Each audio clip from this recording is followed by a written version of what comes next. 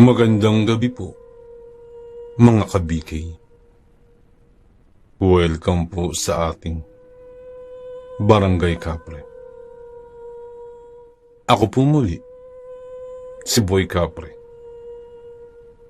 At tunghayan muli natin ang pagpapatuloy ng kwento ni Islaw at ng kanyang alagang kalabaw.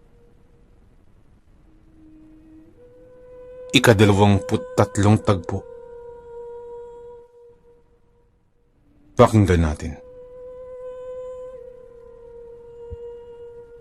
Kinagabihan ay hindi muli ako makatulog. Hindi ako mapakali. At nagpabaling-baling muli ako sa papag. Subalit hindi pa rin ako dalawin ng antok.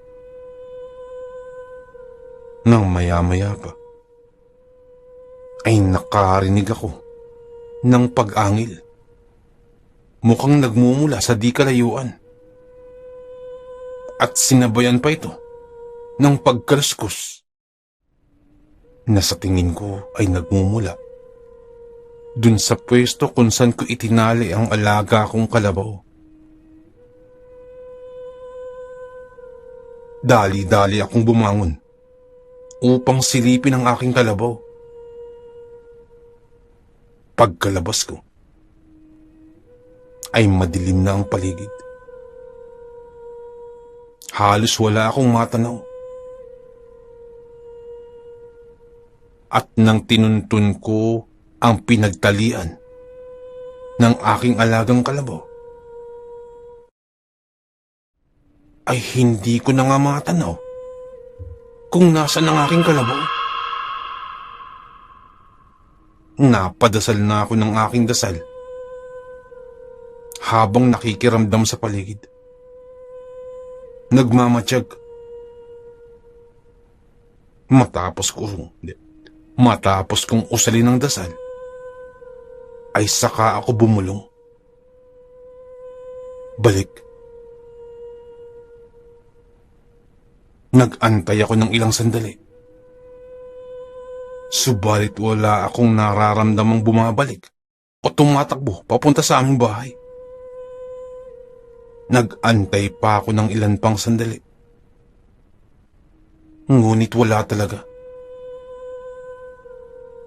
Dun ko pa lamang naisip na baka may nakasilo sa aking kalabaw o baka may sadyang kumuha. Muli ay bumulong ako. Balik ka dito. Madali. Bulong ko. At nakarinig ako bigla ng pag-angil na mula sa di kalayuan. Ngunit lagpas na ito ng aming bakuran. At kasunod pa nun ay tila nagpupumiglas ang isang malaking hayop. Agad akong napatakbo patungo kung saan nanggagaling ang mga ingay. Muli ay bumulong ako sa aking isipan. Takbo. Madali. Pabalik sa atin. At ilang sandali pa, nakarinig na ako ng mga yabag. Mabibigat na yabag ng pagtakbo na sa tingin ko ay nagmumula ito sa alaga kong kalabaw. Nasa tingin ko ay nagmumula ito sa alaga kong kalabaw. Agad ko nang tinakbo kung saan nagmumula ang mga tunog. Papalakas na ng papalakas ang naririnig kong mga yabag. At mula sa di kalayuan ay naaaninagan ko ng alaga kong kalabaw na humahagibis pabalik sa amin. Tumatakbo ito ng matulin. Dinig na dinig ko ang mga yabag nito. At dahil nasisiguro kong ito na nga ang alaga kong kalabaw, ay nag-abang na ako sa maaaring daanan nito. At nang papalapit na ito, ay naaaninagan ko na nga ang malaking hayop. Subalit may napansin akong nasa likuran nito. Parang may nakasampas sa kanyang likuran. Nang malapit na ito'y kaagad akong napabulong. Hinto. At sa isang iglap ay huminto ang alaga kong kalabaw. Pagkahinto ay nagimbal ako sa aking nakita. May nilalang sa likuran ng aking kalabaw.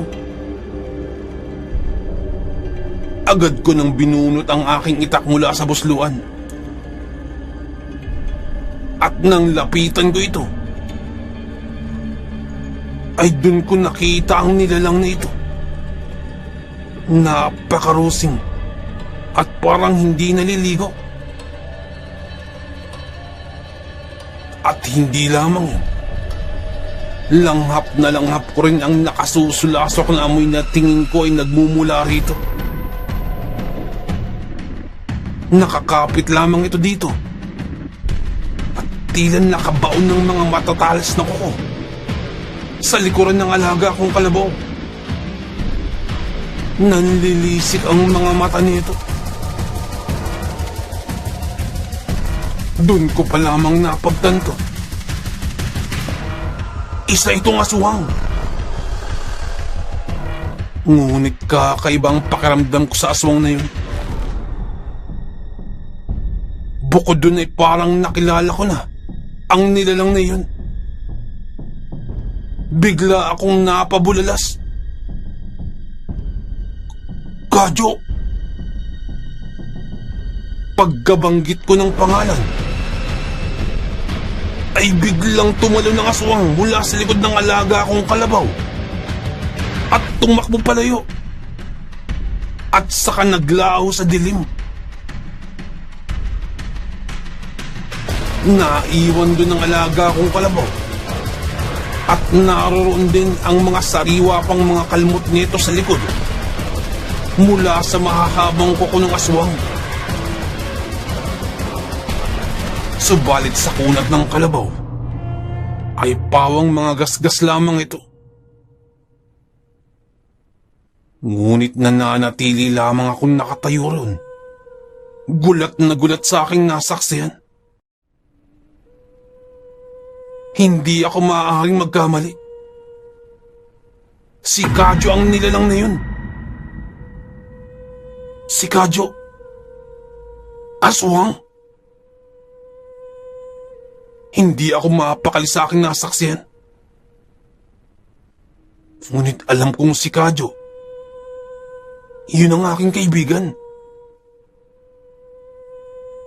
Kaagad kong naisip na hindi ko maaaring ipagsabi ito kahit kanino. Malalagay sa alanganin ang buhay ni Kadyo, maging ang kanyang pamilya. Naguguluhan man, ay pilit akong nag-iisip ng paraan ng mga sandaling yun.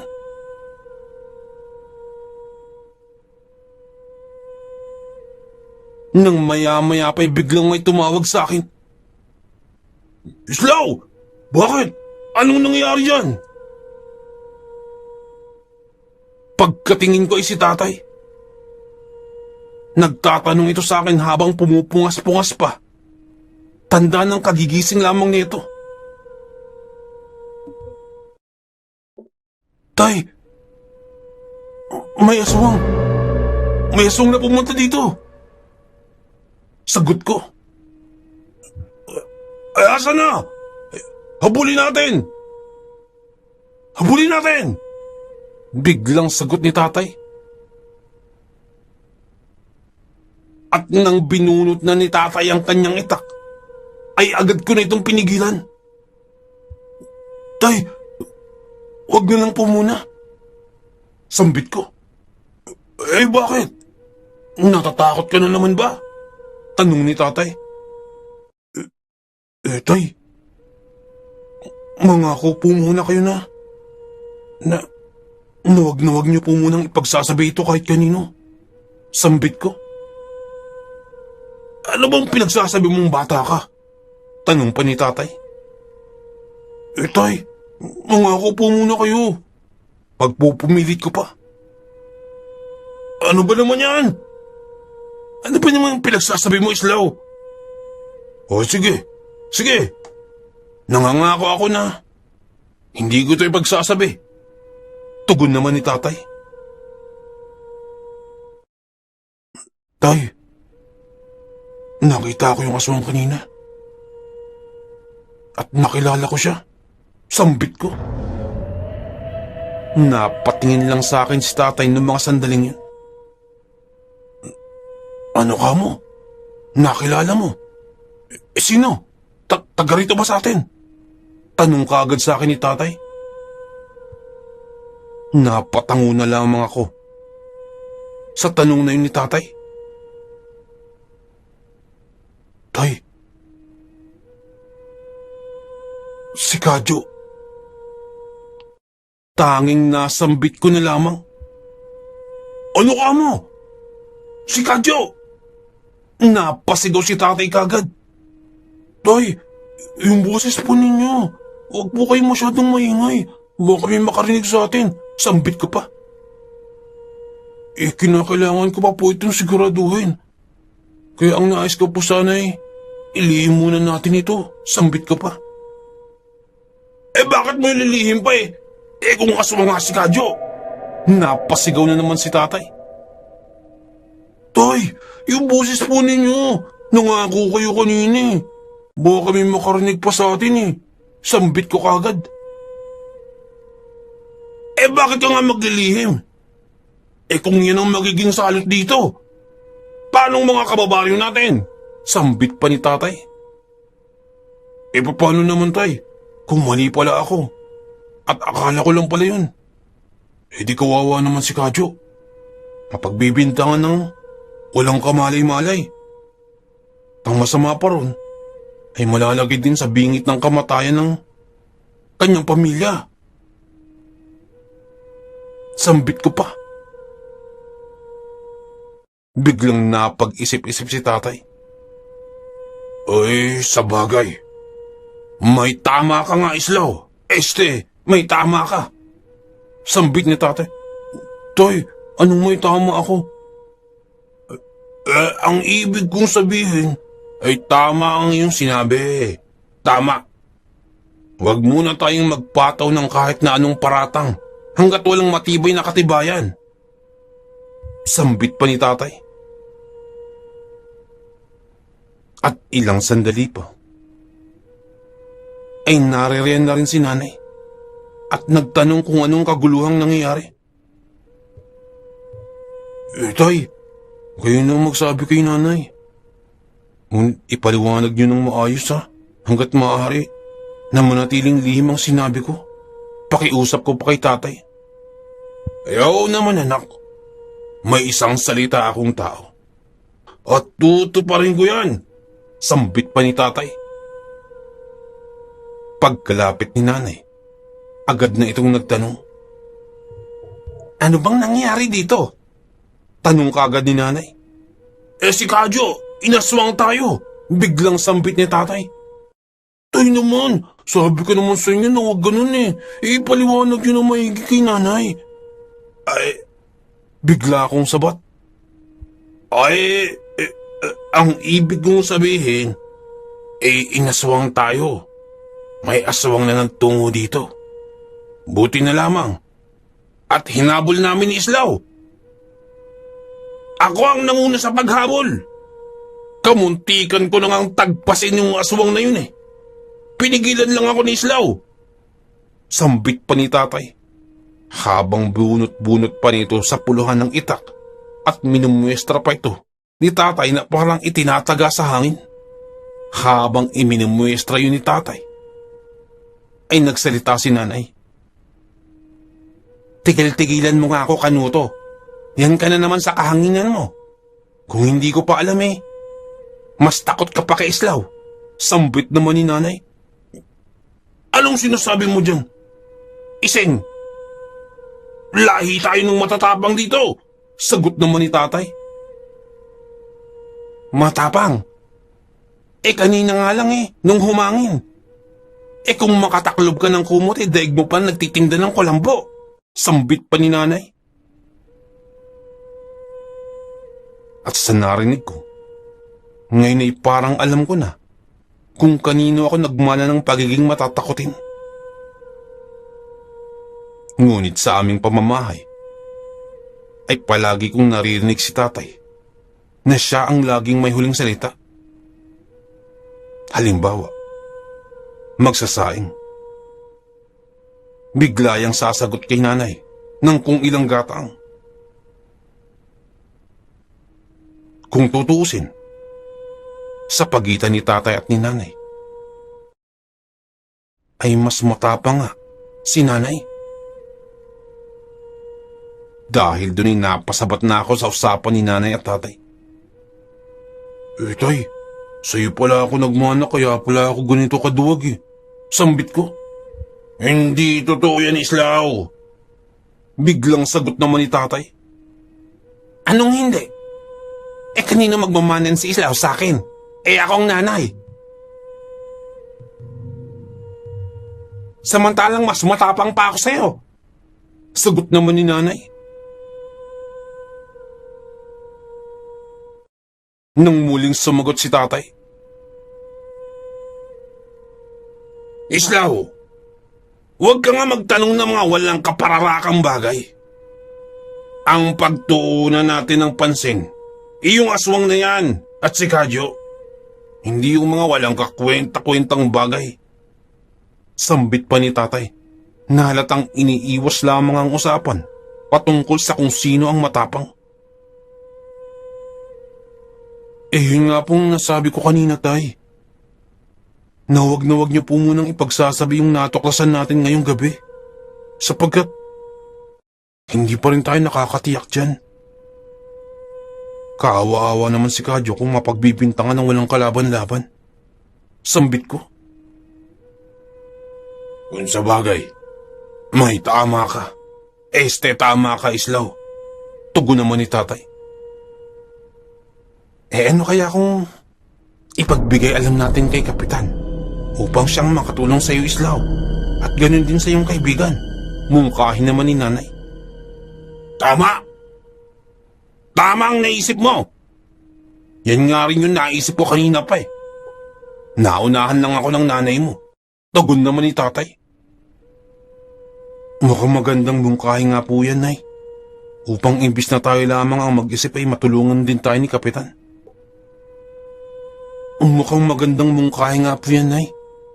Upang, imbis na tayo lamang ang mag-isip matulungan din tayo ni Kapitan. At sigurado ako, malaki ang maitutulong sa atin ni Kapitan. Sambit ko pa. Kinabukasan, ay maaga akong gumising. Inasikasa ko na ang dapat kong asikasuhin upang makatungo na kina Kapitan bago man lamang ako pumasok sa eskwelahan. Kanuto, hindi mo ba sasamahan si Islaw kina Kapitan? Tanong ni nanay kay tatay. Hindi na. Bakit ko pa sasamahan niya si Islaw? Mas malaki pa sa kalabaw yung anak mo. Sasamahan ko pa. Kayang-kaya na ni Islaw yan. Sambit pa ni tatay.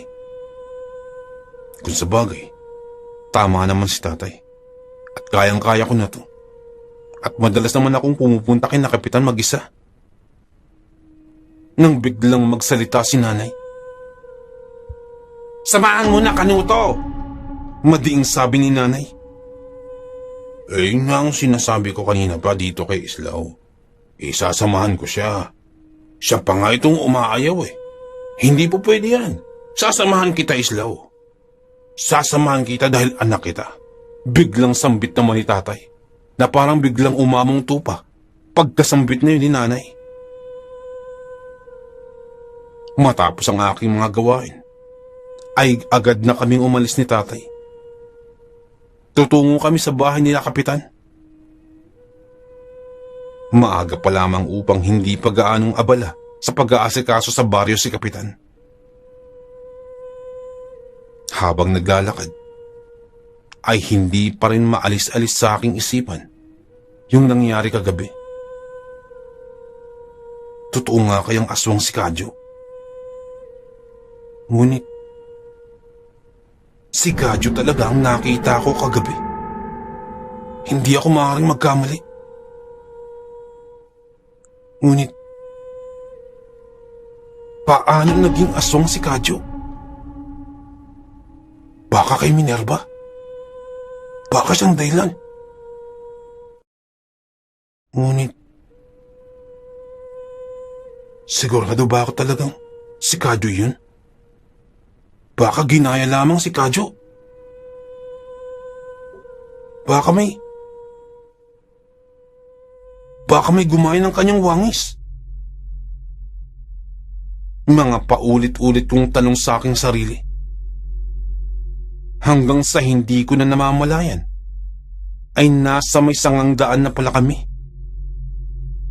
Ang daan pa diretso, iyon na ang patungo kina Kapitan. Ngunit ang daang pakaliwa, patungo ito sa bahay nila Kadyo.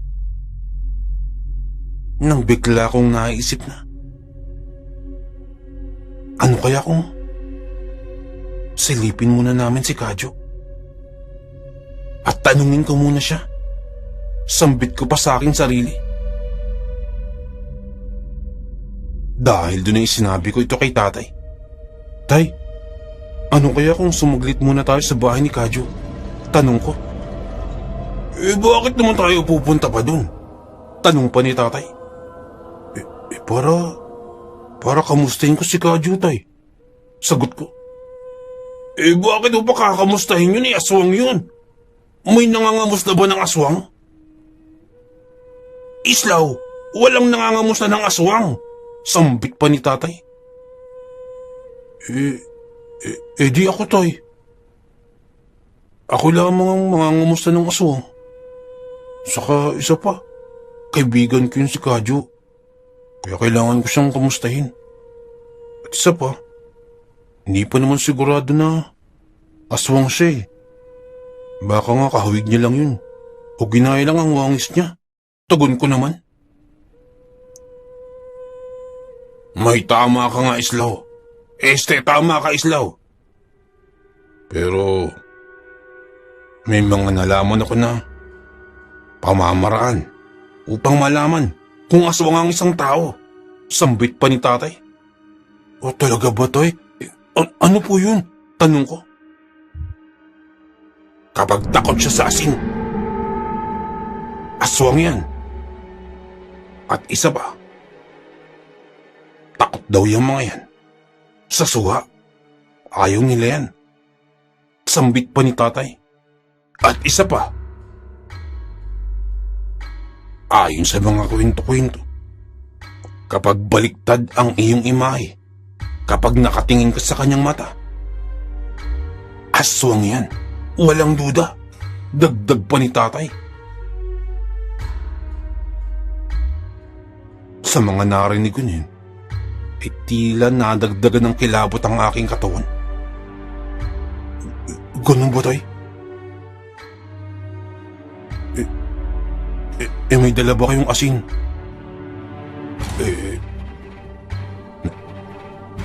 Tanong ko kay tatay.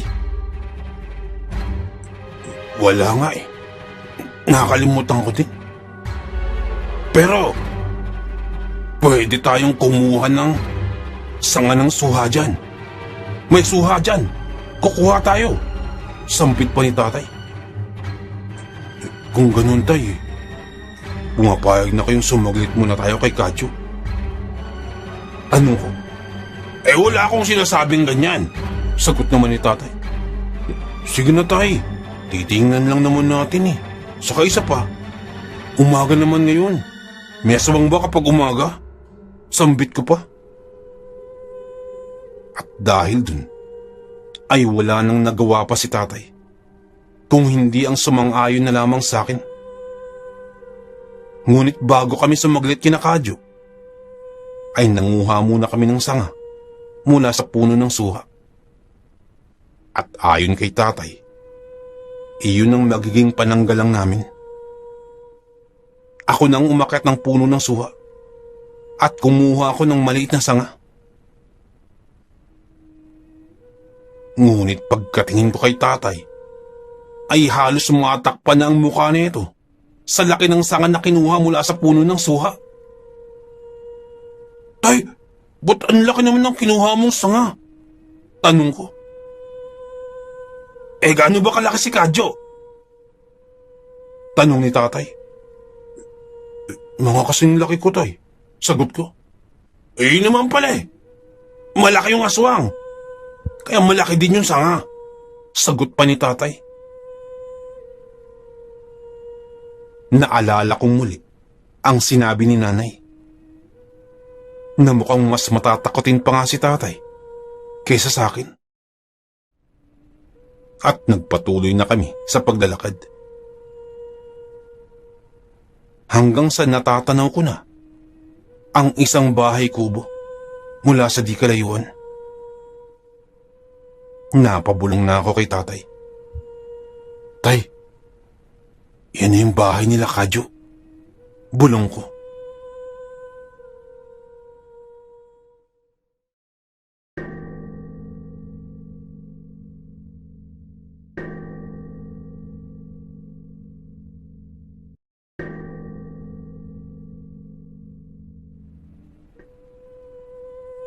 Magandang gabi po, mga kabikay. Welcome po sa ating Barangay Kapre. Ako po muli, si Boy Kapre. At tunghayan po natin ang pagpapatuloy ng kwento ni Islaw at ng kanyang alagang kalabaw. Ika-24 na tagpo. Pakinggan natin. Hanggang sa natatanaw ko na ang isang bahay kubo na nagmumula sa di kalayuan.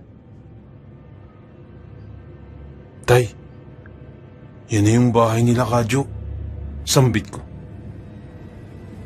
Pagkasambit ko nun, ay biglang nagsalita naman si tatay. Sinasabi ko na nga ba eh, yan yung bahay nila Kadyo.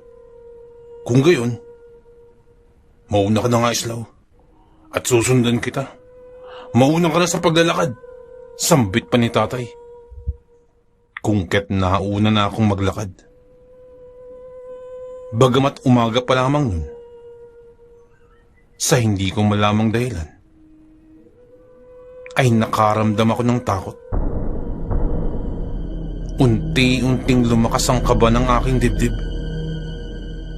At muli kong naalala yung pangyayaring kagabi na nakita ko yung aswang nakahawig ni Kadyo. Kungket lalo pa akong kinilabutan. Doon ko pa lamang din naisip na kung bakit hindi ko dinala ang alaga kong kalabaw. Dahil dun ay napabulong na ako kay tatay.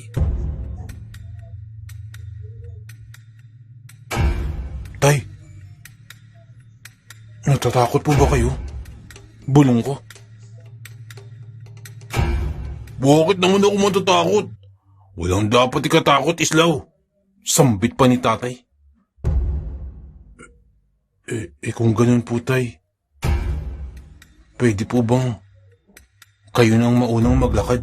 Sambit ko. Ikaw na ang mauna, Islaw. Ako ang tatay mo. Sumunod ka sa akin. Kaya ikaw ang mauna. Tugon pa ni tatay.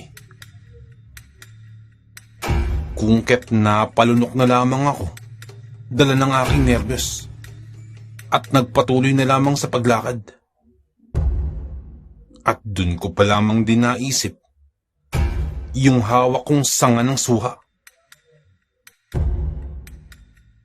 Tama, itong aking ipangsasanggalang. Kung kaya't hinawakan ko ito ng mahigpit at pinangharang ko sa aking harapan. Patuloy lamang kami sa paglakad. Habang papalapit na kami sa bakuran nila Kadyo. Ngunit habang papalapit, ay nakakaamoy ako ng napakasangsang na amoy. Napakabaho. Para itong nabubulok na laman na hindi ko mawari. Dahil doon napabulong muli ako kay tatay. Tay, naaamoy mo ba yun? Yung mabaho na yun? Tanong ko. Inaantay ko ang sagot ni tatay. Kaya nga lamang, ay wala akong narinig na tugon mula kay tatay. Hindi ito nagsalita. Kungket napahinto na lamang ako at nilingon ko siya sa aking likuran. Pagkalingon ko ay nakapasak na ang mga dahon ng suha sa kanyang ilong. At maging sa kanyang bibig ay naroroon ang ilang pirasong dahon ng suha at nginunguya-nguya ni tatay. Kaya pala hindi ito makapagsalita. Anong sinasabi mo, Islaw? Tanong ni tatay sa akin nung napalingon ako. Kung kaya't hindi ko na lamang muna pinansin ang sinabi ni tatay. At mukhang ayos naman ito. Ipinagpatuloy na lamang namin ang paglalakad patungo dun sa bakuran nila Kadyo. Habang nasa labas ng bakod, ay amoy na amoy ko pa din ang napakasangsang na amoy. Parang nabubulok na laman. Subalit tiniis ko na lamang yun at itinuon ang aking atensyon sa bahay kubo. Tinawag ko na ang pangalan ni Kadyo. Kadyo! Kadyo! Kadyo! Magandang umaga, Kadyo! Subalit walang sumasagot mula sa bahay kubo. At wala din lumabas mula sa paligid ng bakuran. Parang walang tao sa bahay nila Kadyo. Dati-rati ay kaagad na lalabas si Aling Cheding kapag tumawag ako mula sa labas. Dahil doon ay lalong lumakas ang aking hinala na maaaring totoo nga ang aking nakita nung nakaraang gabi. Maya-maya pa'y lumapit sa akin si tatay. Mukhang walang tao, bulong ni tatay. Kaya nga tay, parang walang tao. Tugon ko rin. Tinitingnan namin ang paligid ng bakuran. Subalit wala talaga akong makita. Tahimik ang paligid. At pawang mga tuyong dahon lamang na banayad na nahihipa ng hangin ang tanging naroroon sa bakuran nila Kadyo.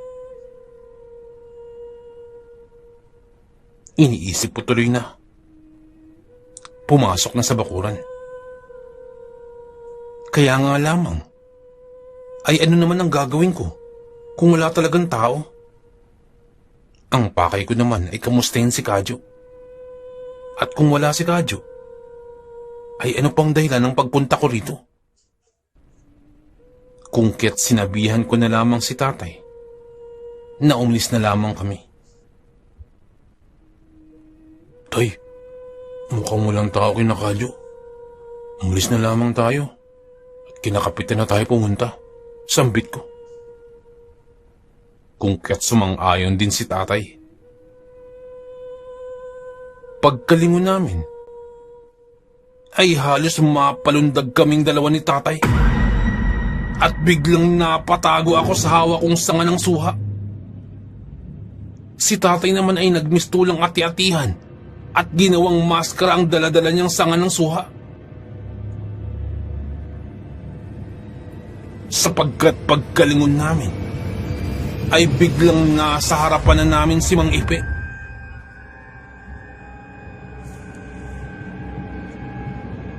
Ang tatay ni Kadyo. Mang Utoy, napasyal ka. Ano bang atin? Tanong ni Mang Ipe kay tatay. Si tatay naman ay halos makagat na ang sanga kung kaya't hindi ka agad nakakapagsalita. Kung kaya't ako nang sumagot dito. Mang Ipe, pinuntahan po kasi namin si Kadyo. Naririyan po ba siya? Tanong ko. Wala dyan si Kadyo. Nandun. Nangisda. Kanina pang umaga umalis. Sambit pa ni Mang Ipe. Ganun po ba? Sige po. Aalis na po kami. Marami pong salamat. Sambit ko. Bakit? Parang nagmamadali kayo. At parang nakakaramdam kayo ng takot. Tanong pa sa amin ni Mang Ipe. Noong mga sandaling yun, ay parang sinakluban na ako ng takot na hindi ko mawari. Sapagkat biglang nagpakita na lamang sa aming harapan si Mang Ipe. May dala-dala itong banga na hindi ko malaman kung ano rin ang laman. At dun ko lalong naamoy ang kanino ko pang naaamoy na nakasusulasok. Naamoy na parang nabubulok na laman. Hindi ko alam kung anong nasa loob ng banga na yun.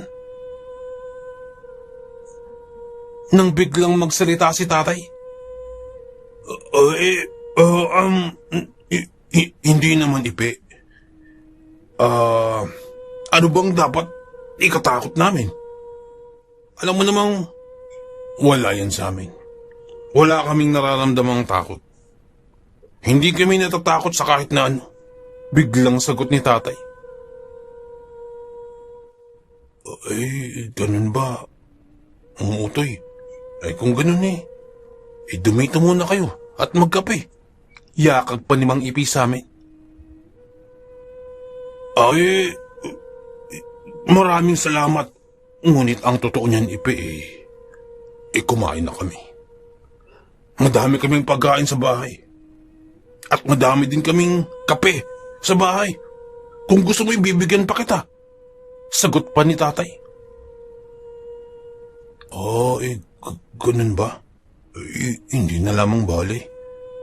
Salamat na lamang sa pag-alok mo. Sagot naman ni Mang Ipe.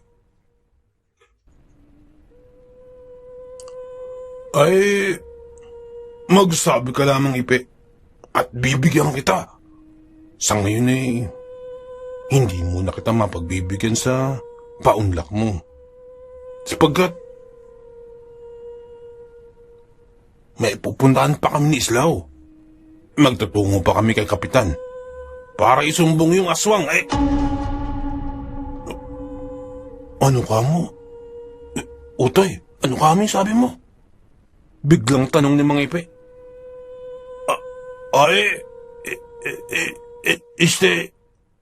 Para isumbong ang asawa ko. Sapagkat inuubos niya yung kape sa bahay. Ang lakas magkape. Alam mo naman, Ipe, ang lahat ng bagay, kapag sumusobra masama, sumusobra na siya sa kape. Dugtong pa ni tatay. Ganun ba? Sige. Magkakape pa naman sana tayo upang makapagkwentuhan. Sapagkat matagal-tagal na rin tayong hindi nakakapagkwentuhan. Tugon naman ni Mang Ipe. Nais ko rin sana yun, Ipe. Ngunit sa susunod na lamang. At sasadyain kita dito. Iinom tayo. Hindi lang kape. Pati ito ba? Iinom tayo. Sambit pa ni tatay. Matanong ko na nga lang din, Ipe. Si Kadyo ba, ayos lang naman ba? Tanong pa ni tatay. Ayos lang naman si Kadyo. Wala naman kakaiba ako napapansin sa kanya. Tugod naman ni Mang Ipe. Ay, mabuti naman. Mabuti naman. O siya, Ipe, at aalis na muna kami. At maraming salamat Sambit pa ni tatay. At nang papaalis na kami, biglang nagsalita muli si Mang Ipe. Ay, Utoy. Matanong ko na nga lang din. Bakit may daladala kang suha? Sanga ng suha. At ang laki pa. Biglang tanong ni Mang Ipe. Bigla din akong nakaramdam ng kaba sa tanong na iyon ni Mang Ipe. Hindi ko lang bakit pero bigla akong kinabahan. Dahan-dahan na lumingon si tatay. Ito ba, Ipe? Ipangbabanyos ko kasi. Ipapanligo ko. Ilalaga ko sa mainit na tubig. Ang sabi, gamot daw ito sa almoranas. Biglang sambit pa ni tatay. Ay, ganun ba? Maigi. Mainam nga yan. Sagot naman ni Mang Ipe. Ay, sige At ihahatid ko pa itong binuro ko. Diyan sa may... Diyan lamang. Dagdag pa ni Mang Ipe. Sabay turo sa kanyang daladalang banga. At kaagad na naming nilisan ang bahay na yun nila Kadyo. Ang iniisip ko kay Kadyo ay lalong gumulo. Lalong nadagdagan pa ng mga kung ano-anong bagay. Pero ayon kay Mang Ipe, ay maayos lang naman daw si Kadyo. Kung ket baka nagkamali lamang talaga ako kagabi. Baka napagkamalan ko lamang na si Kadyo yun. Nang makalayo-layo na kami sa bahay nila Kadyo, ay biglang nagsalita si tatay. Ano Islaw? May napansin ka mong kakaiba sa bahay nila Kadyo? Tanong ni tatay. Tay, hindi ko po masabi. Yung mga katanungan ko parang lalo lamang nadagdagan Sagot ko. Tinandaan mo bang mga sinabi ko sa'yo kanina? Yung kung paano mo malalaman yung isang aswang? Tanong pa ni tatay. Opo, tay. Katunayan nung tiningnan ko si Mang Ipe, ay wala naman akong nakitang bumaliktad ang aking imahe sa kanyang paningin. Sambit ko. Ganun ba? Kung sa bagay. At isa pa, hindi din siya natakot sa daladala nating suha. Parang hindi naman siya umiwas. Dagdag pa ni tatay. Kaya nga, tay. Baka naman, nagkamali lang talaga ako. Pero tay, ano yung masangsang na amoy na yun? Naamoy niyo ba yung kanina? Kasi naamoy ko rin yun kagabi. Yung nakita ko yung aswang. Ganun na ganun yung naamoy ko. Sambit ko. Baka yung sarili mo lang yun, Islaw.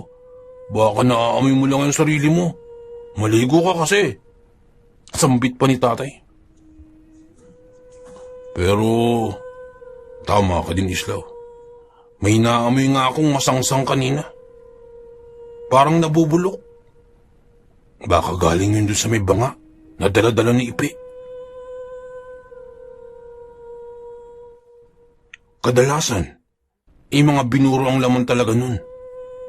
Pero, kung anong buro yun, ay hindi natin alam. Baka laman loob ng tao ang laman nun.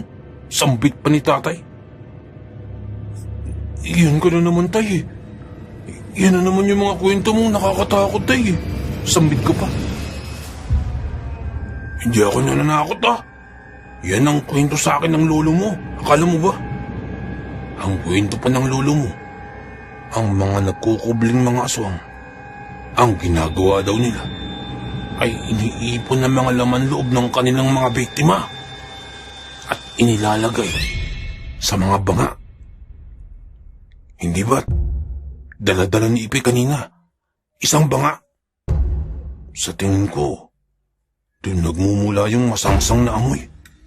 Baka narariyan sa loob yun. Sambit pa ni tatay. Biglang nagsipagtayuan ng mga balahibo ko sa katawan nung marinig ko ang kwento na yun. Baka doon nga nanggaling ang nakasusulasok na amoy na yun. At baka nga laman loob ng tao yun. Dahil doon ay napabilis ng aking lakad sa sobrang takot. Nang maya-maya pa, ay mas naging mabilis pa ang lakad sa akin ni tatay at tila nauunahan na ako sa paglalakad. Nang biglang bumulong sa akin si tatay, "Bilisan mo, parang may sumusunod sa atin," bulong ni tatay. At doon ko lamang din napansin na totoo nga, parang may sumusunod nga sa amin habang kami naglalakad. Naririnig ko ang mga yabag. Kungket yung lakad namin ni tatay ay tila naging takbo na sa kakamadali. Hanggang sa natagpuan ko na lamang ang aking sarili na humahangos habang tumatakbo. Nang biglang sumagi naman sa aking isipan yung dasal. Dahil doon napausal na ako sa aking dasal. Kagad itong rumihistro sa aking isipan na para lamang may bumubulong lamang sa akin. Nang natapos ko ang dasal, ay unti-unti na ring nawala ang nervyos na nararamdaman ko. At saka ako unti-unting kumalma. Pagkatingin ko kay tatay, ay halos ginawa na nitong salbabida ang sanga ng suha na halos ipilipit na sa katawan. Marahil ay dala na rin ng takot. Ako naman ay unti-unti ko nang binagalan ng aking paglalakad at nakiramdam na lamang sa paligid. At kung ano't ano man ang mangyari, ay uutusan ko ang aking alagang kalabaw na magtungo dito kagad. Kungkat na natili akong nakikiramdam sa paligid. Matapos kong usalin ng dasal, ay hindi ko na rin naramdaman yung parang sumusunod sa amin. Bigla na lamang itong naglaho. At nang mapansin ni tatay na huminto nga ako, ay maging siya ay bumagal na rin ng lakad. Ngunit kitang-kitang humahangos pa ito, dala marahil ng nervyos. Nang maya-maya pa, biglang may tumawag sa amin. "Slow! Slow!" Pagkatingin ko isang Berting pala. Siya yung palaging kasama palagi ni Kapitan. At dun ko pa lamang din napagtanto na nakalayo na kami sa bahay ni Nakadyo. At mukhang malapit na ito, papunta kina Kapitan. Mang Berting, kayo po pala," bungad ko. "Oo, Islaw, ang aga mong nagawi dito ah. At mukhang kasama mo pa si Mang Utoy. Saan ba kayo pupunta?" tanong sa akin ni Mang Berting. Mang Berting, sasadyain sana namin si Kapitan sambit ko. Nang maya-maya pa'y lumapit na rin si tatay. "Oo, Berting, tutungo kami kay Kapitan. Meron kaming naisabihin sa kanya," sambit pa ni tatay. Kung ganun ba di sabay-sabay na tayong magtungo kay na Kapitan. Doon din naman ako pupunta. Tugon pa ni Mang Berting. Ano bang idudulog niyo kay Kapitan, Mang Utoy? Tanong pa ni Mang Berting. Napatingin muna sa akin si tatay ng mga sandaling yun. At saka muling ibinaling ang tingin kay Mang Berting. Ang totoo niyan, Berting. May nakasagupa kaming aswang kagabi. Biglang bungad ni tatay. Ano ka mo, Mang Utoy? May nakasagupa kayong aswang? Gulat na tugon ni Mang Berting. Oo, Berting. Pero huwag mong masyadong pakalakasan ang iyong boses. Sapagkat hindi mo alam. Baka nasa paligid lamang sila. Pero totoo. Sinagupa namin sila kagabi. Sambit pa ni tatay. At kanina, habang papunta dito, ay kamuntikan na naman. Buti na lamang at dala-dala ko ito. Sabay hawak ni tatay sa kanyang itak na nakalagay pa sa puluhan na nasa kanyang tagiliran. Ganun po ba, Mang Utoy? Bakit may daladalaw pa kayong sanga ng suha? Tanong pa ni Mang Berting. Alam mo na, Berting, ang suha ay isa rin yung pangontra. Pangontra rin sa kanila. Sambit pa ni tatay. Talaga po ba, Mang Utoy? Talagang handa ka, Mang Utoy, na makipaglaban. Talagang pinaghahandaan mo, ah. Banggit pa ni Mang Berting. Si tatay naman ay ngumisi-ngisi lamang at saka tumingin pa sa akin at saka tumango. Nang maya-maya pa ay hindi na namin napansin na naririto na pala kami sa harapan ng bahay nila Kapitan. Naririto na pala tayo. Teka, tawagin ko muna si Kapitan. Sambit pa ni Mang Berting. At tinawag muli namin si Kapitan mula sa harapang bakod. Ilang sandali lamang ay lumabas na si Kapitan habang humihigo pa ito ng kape. At maya-maya pa ay lumabas din at kasama ni Kapitan si Mang Ipe na naroroon din.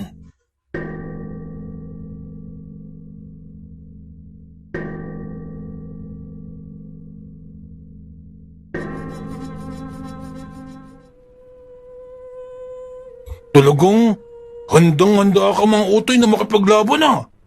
Talagang pinaghahandaan mo, ah. Banggit pa ni Mang Berting habang kasabay namin itong naglalakad patungo kina Kapitan. Si tatay naman ay ngumingisi-ngisi lamang at saka tumingin pa sa akin at saka tumango. Nang maya-maya pa ay hindi na namin napansin na naririto na pala kami sa harapan ng bahay nila Kapitan. Naririto na pala tayo kina Kapitan. Naririto na pala tayo kina Kapitan. Sambit pa ni Mang Berting at tinawag na namin si Kapitan. At ilang sandali lamang ay lumabas na nga si Kapitan habang humihigop pa ito ng kape. Ngunit katabi nito ay si Mang Ipe na naroroon din. Gulat na gulat ako pagkakita ko kay Mang Ipe. Paano nakapunta si Mang Ipe dito? Mga katanungan ko sa aking isipan. Si tatay naman ay halos magkulay suka na sa sobrang gulat nang makita din si Mang Ipe. Nang maya-maya pa'y nagsalita na si Mang Berting. O Mang Ipe, narito na pala kayo. Ang aga nyo, ah. Tanong pa ni Mang Berting. Oo. Inihatid ko lamang yung pinapadalang boro ni Kapitan. Oo, Toy. Naririto ka din pala. At ikaw din, Islaw. Bati pasama ni Mang Ipe. Oo, Ipe. Naririto ka din pala. Sana ay sinabi mo ng kay Kapitan ka pupunta upang sabay-sabay na tayo nagpunta. Sagot pa ni tatay. Nalatang kababakasan ng takot ang kanyang boses. Hindi ko din alam na dito pala kayo pupunta. Ano bang sadyaan nyo kay Kapitan? Biglang tanong naman ni Mang Ipe. Yung yung asawa ko nga na malakas magkape. Inubos yung kape namin agad. Yun yung idudulog ko kay Kapitan. Biglang sagot pa ni tatay. Nang biglang magsalita si Kapitan. Islaw. Magandang umaga sa'yo. At kasama mo pala si Mang Utoy. Magandang umaga sa inyo. Ano bang atin? Bungad ni Kapitan sa amin. Sa puntong yun, ay tila nanigas na ang aking dila at hindi na malaman ang isasagot. Sapagkat ang talagang pakay namin ay magsumbong kay Kapitan tungkol kay Kadyo. Hindi ko malaman ang aking isasagot kay Kapitan. Lalo pat biglang tumingin sa akin si Mang Ipe. Naloko na. Hindi ko na malaman ang gagawin.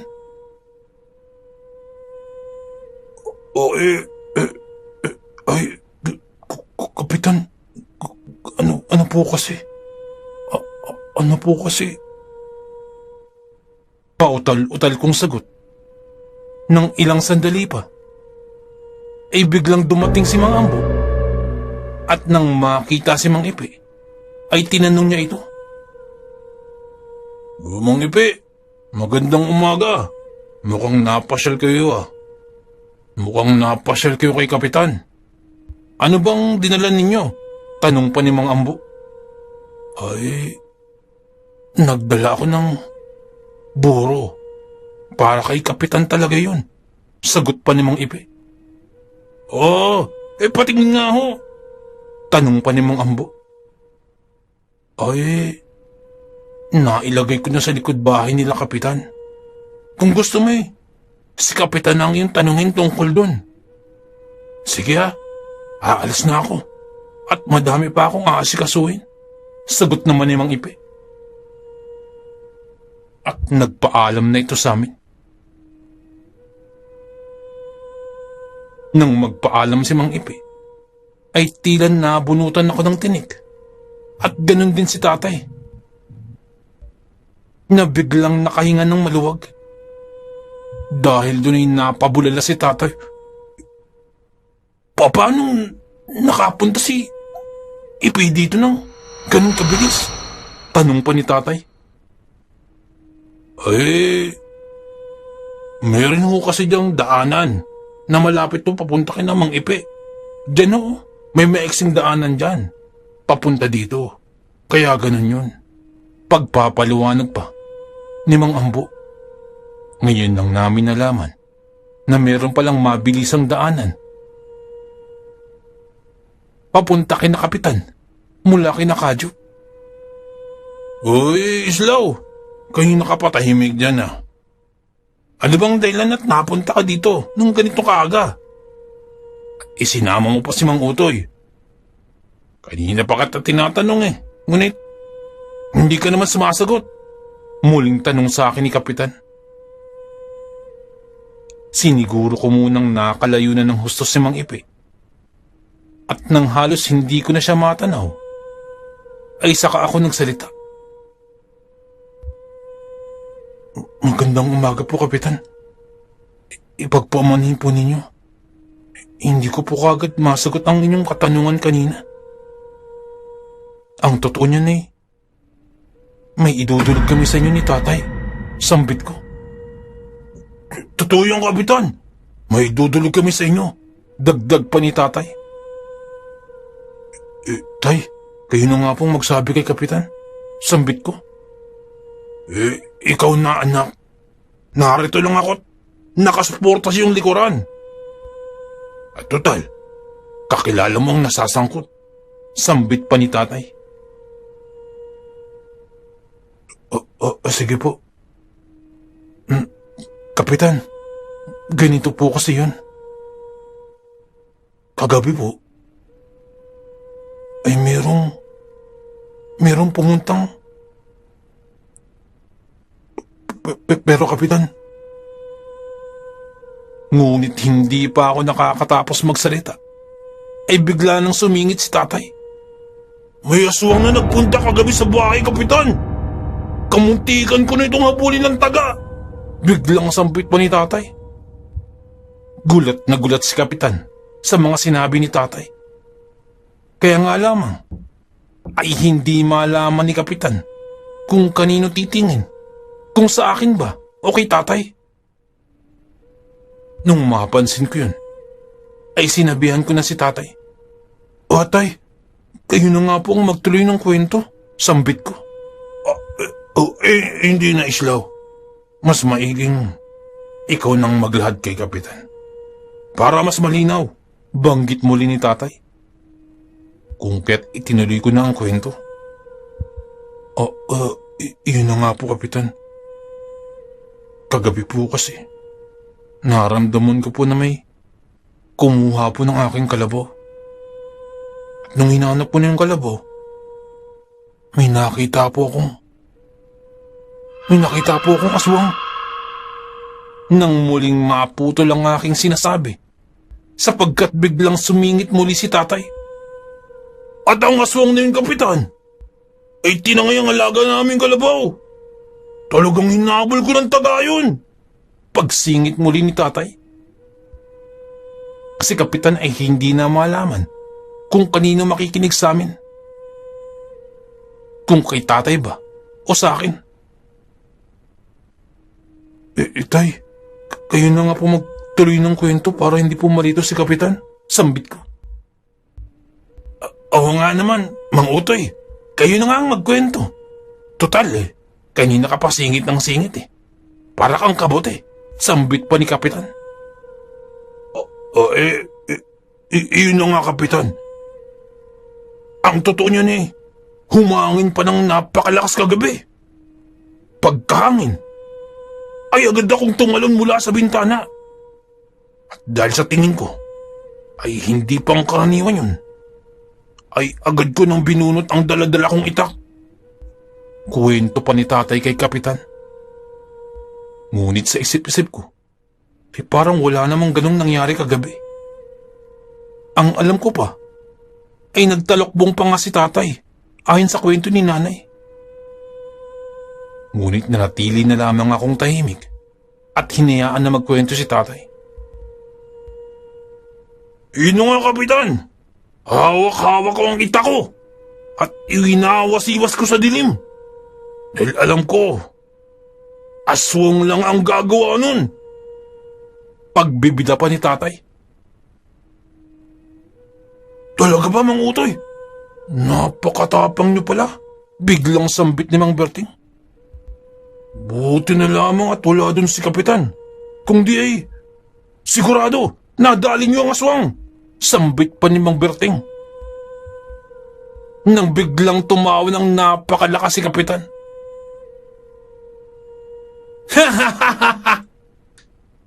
Hindi lamang nadali. Alam mo, Berting, hindi lang ganyan ang aabuti ng aswang. Tatadta rin naman yun na parang sa bopis. Ganyan ang gagawin ko sa aswang. Biglang sambit naman ni kapitan. Ay, syempre naman, kapitan. Buti na lamang talaga. Buti na lamang. Pero, kahit ako na lamang mag-isa, ay hindi sasantoy ng aking gulok yung mga aswang na yan. Sambit pa ni tatay. At nagtawanan na si kapitan at si tatay. O sige, Mang Utoy, ituloy mo pa ang kwento.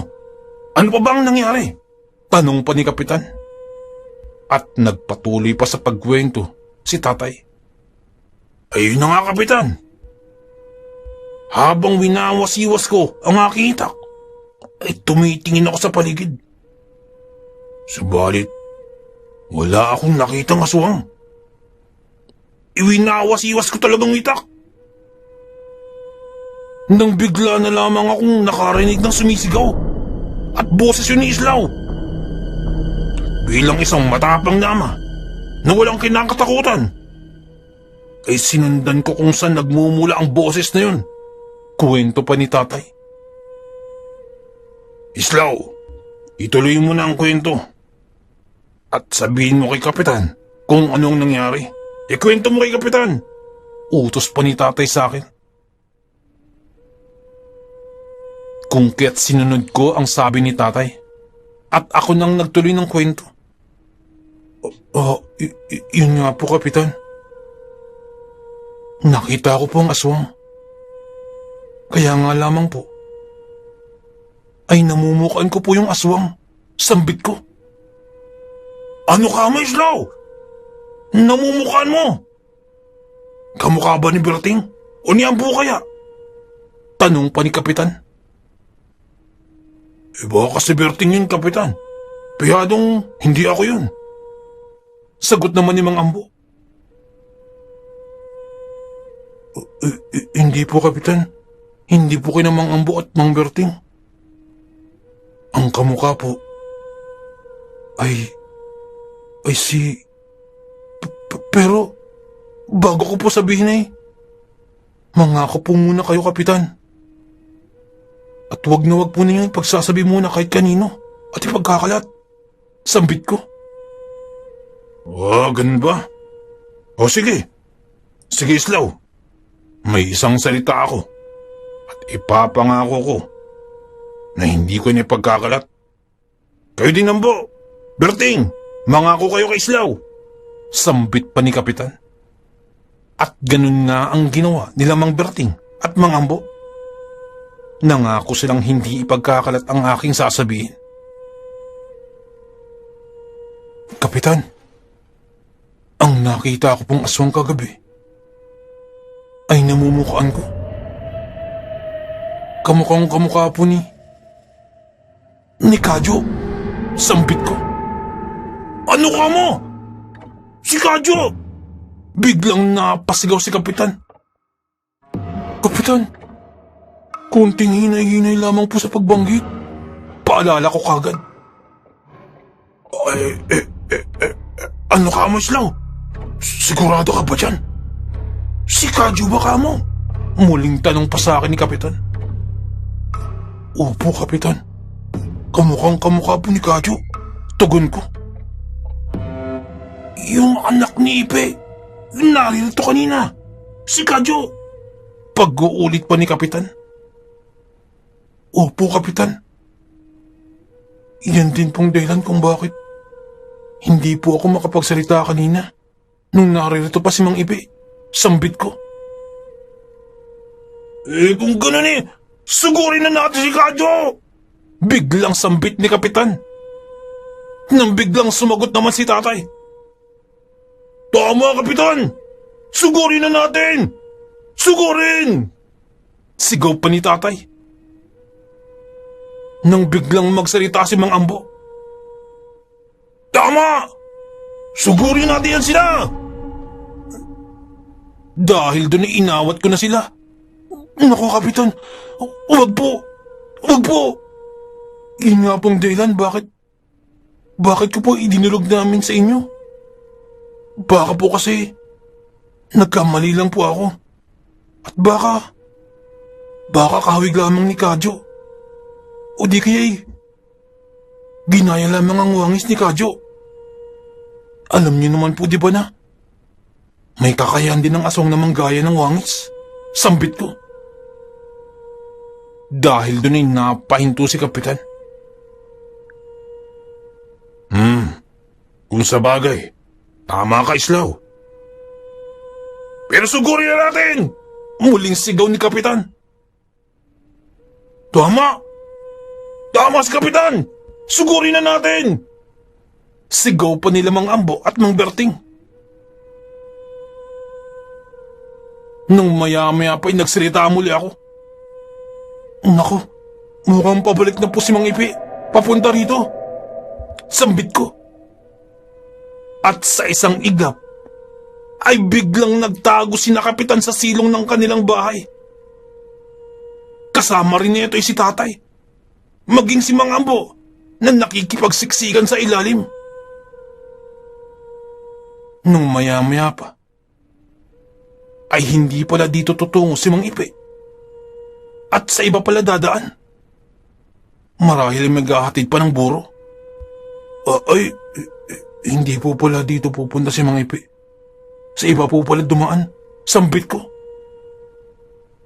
At dahil dun, ay unti-unti nang lumabas mula sa silong si Kapitan. Mabuti na lamang at hindi siya nagtungo rito. Biglang sambit ni Kapitan. Ganun po ba, Kapitan? Ano po bang ginawa niyo sa silong, Kapitan? Tanong ko. Kinuha ko ng aking mahabang itak. Sapagkat inaabangan ko ng pagdating niya. Ewan ko na lang kung sasantuin siya nito. Sambit pa ni Kapitan. Sabay labas ng mas mahabang itak. Napakatapang talaga ni Kapitan. Biglang sagot naman nila Mang Ambo. Kaya nga, ang tapang talaga ni Kapitan. Dagdag pa ni Mang Berting. Pasalamat siya. Kung hindi, natagpas ko na siya. Sambit pa ni Kapitan sa matapang na pahayag. Pero tama ka, Islaw. Tama ka. Na huwag muna tayong maging padalos-dalos. Sapagkat baka magparatang tayo ng hindi tama. Sambit pa ni Kapitan. At isa pa, ay hindi din tama na pagbintangan natin si Ipe nang dahil dun. Bukod pa riyan lagi namang nagdadala talaga ng buro dito si Ipe. Yun ay tulong ko na rin sa kanilang kabuhayan. Kaya, tama ang sinabi mo, Islaw, na bago tayo magparatang, ay siguraduhin muna natin at wag muna tayong magbintang. Sambit pa ni Kapitan sa mas mahinahong boses. Opo, Kapitan. Ang nais ko po sana, Kapitan, malaman muna natin ang totoo. Na kung totoo yung nakita ko na si Kadyo nga ba yun? Para na rin po sa kapakanan ng ating baryo at sa kapakanan din ng pamilya nila Kadyo. Sambit ko. Dahil doon ay nagsalita pang muli si Kapitan. Kung gayon, Islaw, magsasagawa tayo ng pagroronda. Ngunit ang magroronda ay tayo lamang. Ikaw, Ambo, Berting, Islaw, at kasama ka rin, Mang Utoy. Tayong 5 ang magroronda. Tayo lang muna. At magmamanman tayo kay Kadyo. At tatawagan ko itong Karonda. Sambit pa ni Kapitan. Kapitan, bakit po Karonda? Tanong naman ni Mang Ambo. Yun ronda. Para kay Kadyo. Karonda. Tugon pa ni Kapitan. Ang talino mo talaga, Kapitan. Napakatalino. Sagot naman nila Mang Ambo. Nung umaga na yun, ay nagdesisyon si Kapitan at binuo ang Karonda. Kaming 5 ang magsasagawa ng pagmamanman. Mamanmanan namin si Kadyo. At kung anong matutuklasan namin, ay agad naming ipapaalam kay Kapitan. Kaming 5, kabilang si Tatay. Kami lamang ang magroronda upang magmanman kay Kadyo. At hindi na muna namin ipapaalam sa iba naming mga kabaryo upang hindi ito maglikha ng takot sa aming mga kababaryo. At ganun din ay upang mapangalagaan si Kadyo at ang kanyang pamilya. Kada hapon, pagkagaling sa bukid, ay magsasagawa kami ng pagroronda. Ngunit magroronda kami ng magkakapares. Isang gabi, medyo malalim na ang gabi, at nagpaalam muna si tatay na uuwi. At dahil ako na lamang mag-isa, ay sumama muna ako kay Mang Ambo at Mang Berting habang rumuronda. Si Kapitan ay nasa likuran lang namin. Nang mapadpad kami sa may bandang sagingan. Ilang sandali pa, ay tila nakaamoy kami ng malansang amoy. Parang amoy ng sariwang dugo. Parang may sariwang laman pa. Nang maya-maya pa, ay may tiningnan si Mang Ambo sa may sagingan. Nagtungo ito sa looban, sa may bandang looban ng sagingan. Nang maya-maya pa, ay halos pagapang itong tumatakbo pabalik sa amin. At pagkadating sa amin, ay halos hindi ito makapagsalita. Kapitan! Kapitan! Mga sambit ni Mang Ambo. Ngunit ang pagkakabigkas niya ay pigil na parang may iniiwasang mabulahaw. At itinuro ang kanyang pinanggalingan sa may sagingan. Nung mga sandaling yun, ay nagdasal na ako ng aking dasal. At dahan-dahan ko nang binagtas ang daan na tinahak ni Mang Ambo. At halos pagapang ko din itong tinahak. Mga ilang minuto pa lamang na ako'y gumagapang nang biglang may kumapit sa aking paanan. Pagkatingin ko ay si Mang Ambo pala ito. Sumunod pala sa akin. Suminya si Mang Ambo na huwag maglilika ng kahit na anong ingay. At meron itong itinuro sa bandang dulo. Sinundan ko ang itinurong iyon ni Mang Ambo. Pagkatingin ko, ay nagimbal kami. Isang nilalang na may nilalantakan na sariwang laman. At nang pagmasdan pa namin ito ng maigi,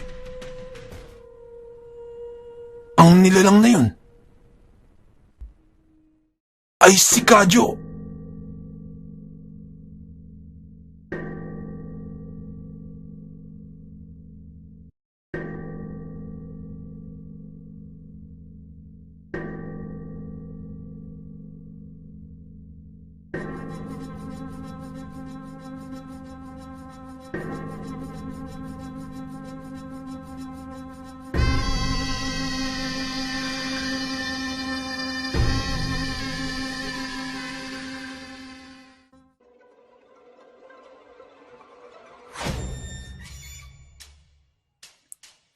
Shoutout lang po natin ang ating mga tagapakinig.